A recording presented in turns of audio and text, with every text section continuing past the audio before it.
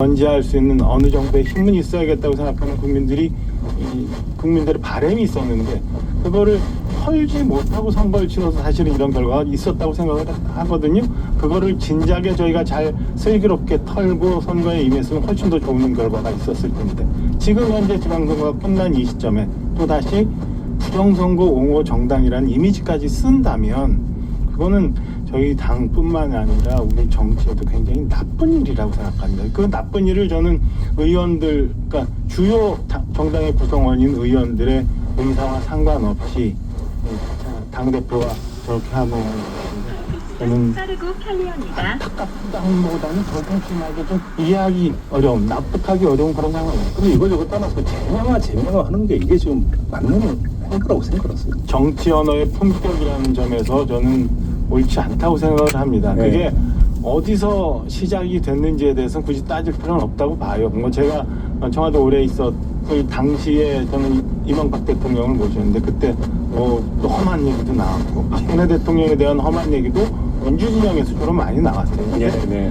꼭 그랬다고 우리도 똑같이 할 필요는 없는 거잖아요. 이건 털어내야 될 나쁜 문화인데 지금 또다시 저렇게 하는 거는 내가 야당 대표로서 나는 대통령을 동일한 위치에서 상대할 수 있다, 상대한다라는 아주 그렇게 좀 어린 학생들의 치기 그런 거 정도로밖에 보여지지 않습니다. 속칭 동급으로 생각한다.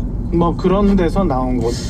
근데 본질적으로 지금 장동혁 대표가 보여주는 행적이 네. 대표직을 그러니까 내놨느냐 고수하느냐의 차이를 빼면 뭐하고 똑같냐면 황교안 전 대표가 거의 똑같아요. 선거를 지휘했다가 선거에서 패배하고 그다음에 부정선거 음모론으로 기일을 했던 지금 장동혁 대표가 걷는 코스도 거의 또 동일하지 않습니까? 그런 것 같고 그다음에 그런 면에서 아마 일부는 침대 축구라는 얘기도 하고 있는데 그런 면에서 대표직을 계속 그렇게 사수하려고 하는 것 아닌가라는 생각이 듭니다. 그러니까 이미 호랑이 등이 올라탔기 때문에 여기서 내리면 나는 미래가 없다 라는 생각이 강하게 지배를 하고 있기 때문에 저렇게 막 가고 있는 것 아닌가라는 생각이 들어요. 그렇죠. 아쉬워요. 그러니까 그 당 밖에 있는 그들과 연합을 내지 연대를 해가지고 자신을 사수하고자 한다. 그렇죠. 근데 그게 힘이 있을까요? 근데 그게 이제 그 계량화돼서 지금 확인이 안 되는 부분인데 저희 당원들이 뭐 100만 당원, 110만 당원으로 이렇게 하고는 있습니다만 그게 얼마나 오염됐는지에 대해서 좀 사실은 계측하기가 어렵잖아요. 그러니까 장동혁 대표 주변에서는 그게 상당히 많은 당원들이 거기 와 있다고 얘기를 하고 어떤 일이 있어도 그 당원들이 가리키는 방향이 맞다, 당이 그렇게 가야 된다고 생각합니다.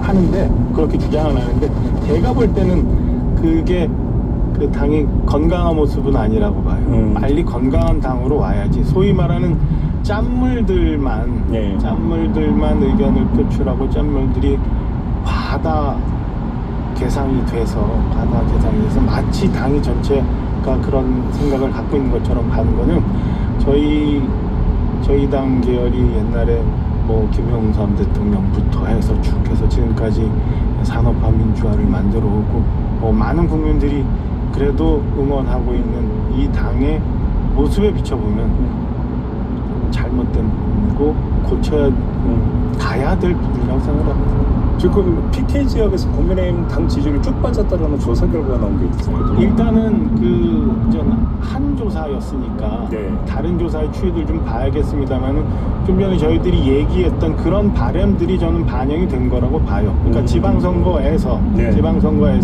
그래도 보수 정당이 어느 정도 역할을 해야 되고 어찌 가야 되는지에 대해서 국민들이 만들어준 결과인데 이거에 대해서 기대감을 갖고 있다가 한 달여 지나면서 지금 전혀 반영이 되지 않고 있고 그거를 당내 의견으로 수렴해서 만들어내는데 실패했기 때문에 저는 그런 결과가 나왔던 거라고 봅니다. 알겠습니다.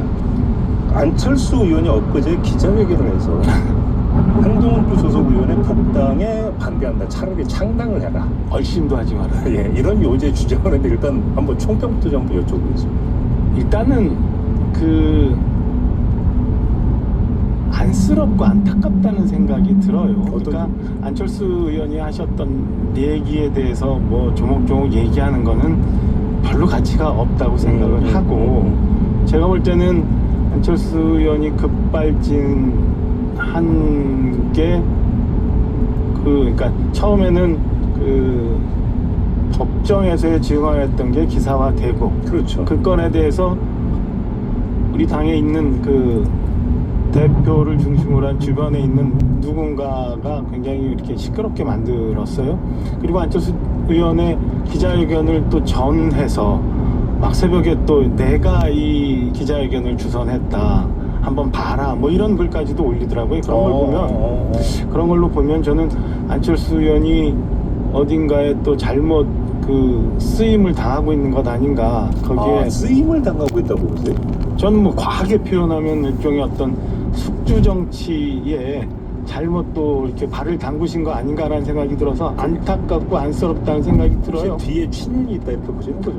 아, 그 세력은 아니에요. 아니에요? 그건 아니고 지금 뭐 그 많이 관심 있는 분들은 그 관련된 분들의 페이북을 많이 봤을 텐데 거기 보면은 그 안철수 의원을 내 법정에서의 증언이나 아니면 기자회견을 굉장히 옹호하고 그 다음에 한동훈 의원을 굉장히 폄훼하는 네네네. 그런 얘기들이 많이 있어요. 그러니까 그런 거에 저는 또 휘청하고 거기에 휩쓸린 것 아닌가라는 생각이 듭니다. 그분들이 누구예요? 장 대표 주변에 뭐 이렇게 요새 호의한다는 사람들이 좀 있더라고요. 그런 분들의 의견이라고 봐요. 당내 많은 의원들이 여기에 동조한다라고까지는 보기엔 좀 근데 과하지 않을까 싶어요. 일부의 분석은 왜 그 우리 당을 내란정당으로 몰고 가려고 하느냐는 요새 이제 주장을 하잖아요, 기자회견에서. 이런 걸 보면서 결국은 차기 당권을 염두에 두고 친윤에 보내는 메시지 아니냐, 이런 분석도 좀 그거는 있던데. 오래됐잖아요. 그러니까 저는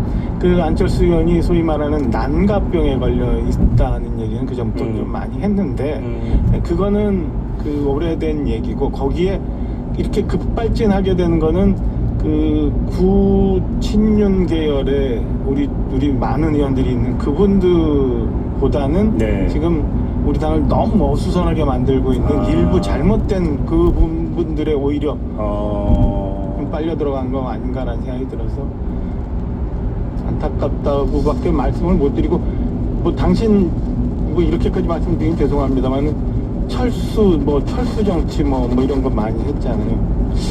이번 건으로 저는 안철수 의원은 잠수 정치까지 하려고 하는 거 아닌가라는 생각이 잠수? 회복할 수 있을까요? 그런 점에서? 네, 저는 그래요. 그러니까 어떻게 이제 안철수라는 새 정치로 국민들의 열망을 한때 받았던 분이 이렇게까지 뭐 본인이 스스로 기자회견문에 보면 중진이라고 해요. 근데 중진이면 저 같은 초재선처럼 말 한마디, 내 발언 하나가 어떤 파장, 그 다음에 어떻게 소비되고 유통되는지에 대해서 충분히 아셔야 되는데 그걸 모르고 했던 것 아닌가. 그렇다면은 이분이 과연 어떤 정치를 우리 당원들한테 보여주려고 하는지에 대해서 좀 의심스러워요. 하나 또 제가 이제 개인적으로 주목했던 것은 한동훈 개인의 왜 영웅사서로 만들어 가느냐라고. 그게 굉장히 잘못된 부분이잖아요. 그 지점이 저는 굉장히 봐야 될 부분인데. 저는 거기서 되게 감정적 불만이 되게 쌓이는 것 같다라고 좀 읽었거든요. 그러니까 그게 누군가에 의해서 더 촉발이 된 거라고. 그 잘못된 촉발을 시키는 거에 쉽게 넘어가는 자극을 해버렸다, 그걸 가지고. 긁혔다고 하나요? 네, 그렇죠. 긁힌 거에 누군가가 이렇게 탁 자극을 하니까 그냥 발끈했던 것 아닌가라는 생각이 듭니다. 역사에 오래된 거, 역사라고까지 표현 못하지만 1, 2년 전에 있었던 건 이미 다 기록이 되어 있는 거예요. 그러니까 그 구체적으로 말씀을 드리면 안철수 의원께서 당신이 페이스북이나 이런 SNS 기록에 보면 12시 이후에 당시 12월 3일 밤 자정 이후의 행적에 대해서 이미 나오더라고요. 근데 계엄 이후에 긴박하게 돌아갔던 거는 10시 반 이후부터의 상황이었거든요. 거기에 뭐 의원들을 한동훈 대표가 당사로 모이게 했다라는 거는 사실에는 반하는 거기 때문에 그 점에 대해서 지적을 하는 건데, 그걸 급발진해서 말씀을 하신 거에 대해서는 저는 과잉됐고, 그 다음에 누군가에 대해서 좀 잘못된 일이다라고 생각을 합니다. 누가 긁어서 긁혔다 이런 얘기가 되는 거고요. 마무리하겠습니다. 고맙습니다, 의원님. 감사합니다. 박정호 국민의힘 의원이었습니다. 그렇군. 살면서 이런저런 이야기들이 많지. 정치라는 게 참 옥신각신.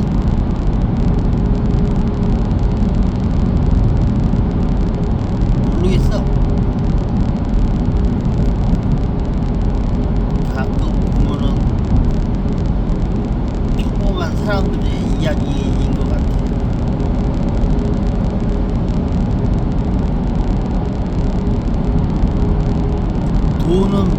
돈도 많고 자리도 높은데도 마냥 그 자리에 마냥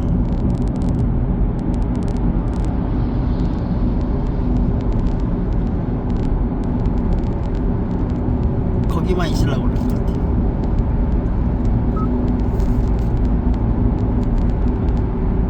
그래서 도영이는 나서면 안 돼. 그냥 내버려둬야 돼. 그게 제일 좋아. 어차피 아쉬운 대로 살아가는 세상을 만드는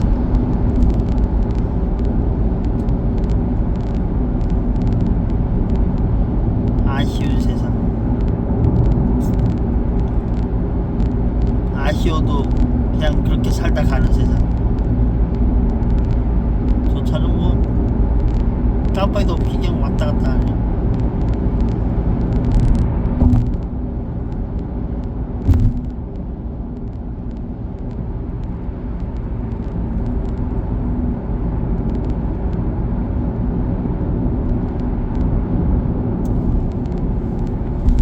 깜빡이도 없이 왔다 갔다 미꾸라지 같아요.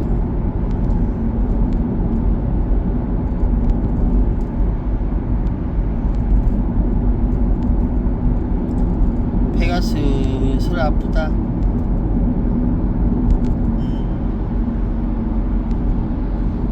대장 내시경을 해야 될 것 같은데 증상이 별로 안 좋은데 이거 야채를 많이 먹어야 되는데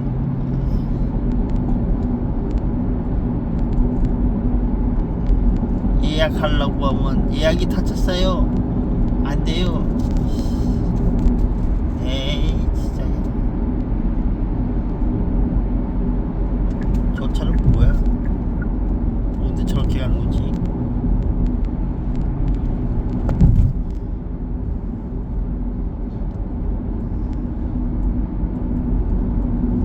뒤에 있는 차가 너무 빨리 앞으로 저기 가는데 뭐야 쟤?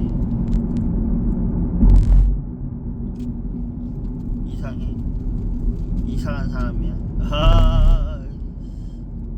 전방을 주시하고 주변을 살펴야지. 뭐 이상한 엉뚱한 길로 가려고. 엉뚱한 길로 가려고 그래. 내가 늘 싫은 자리. 근데 이 자리를 탐내는 사람들이 많다고.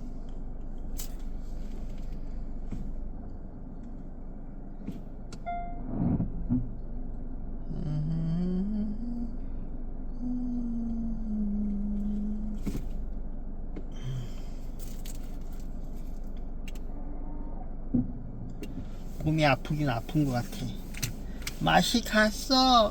계속해서 방구를 끼고 있잖아. 그게 증상이야, 증상. 대장암으로 가느려는.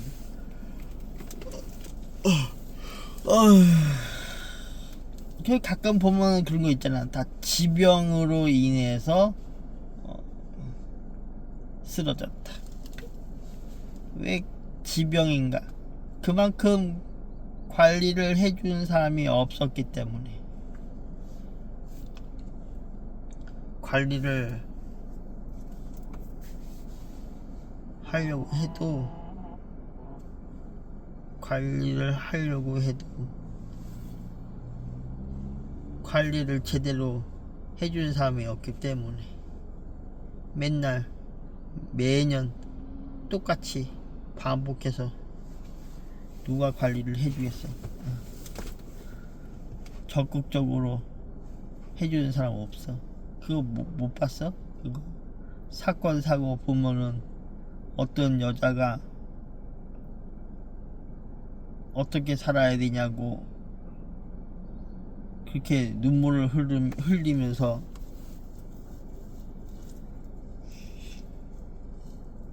하소연을 하지만 정작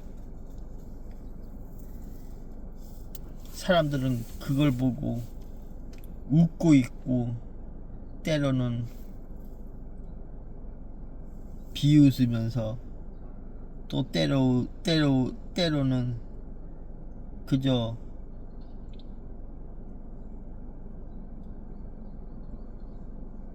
눈여깃거리로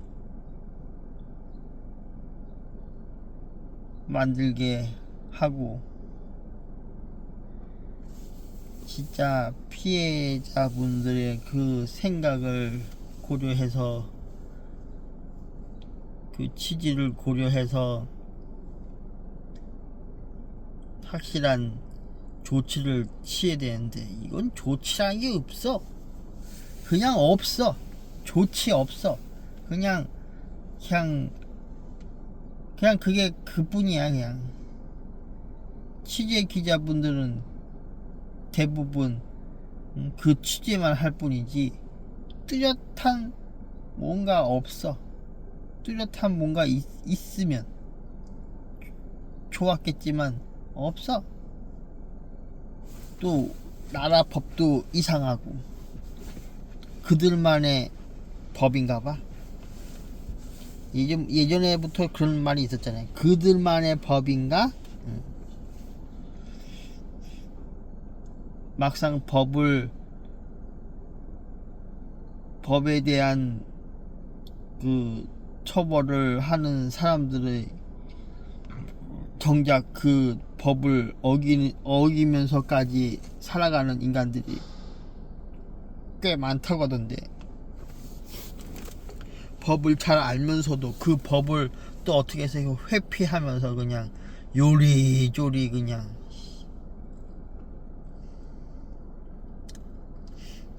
그런 인간들은 다음 생에 인간으로 태어날 생각을 하지 말아야 돼. 그냥 1순위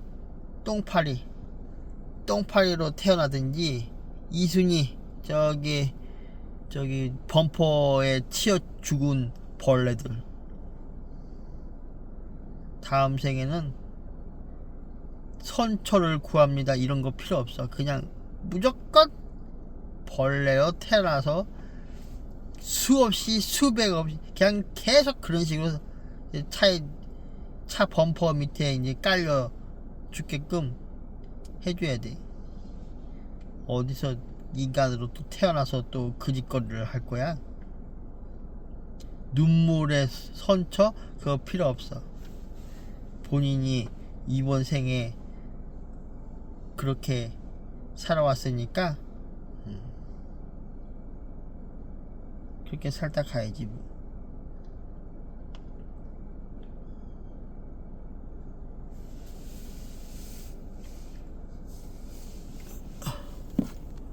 뭐 말이 그렇다는 거지 뭐.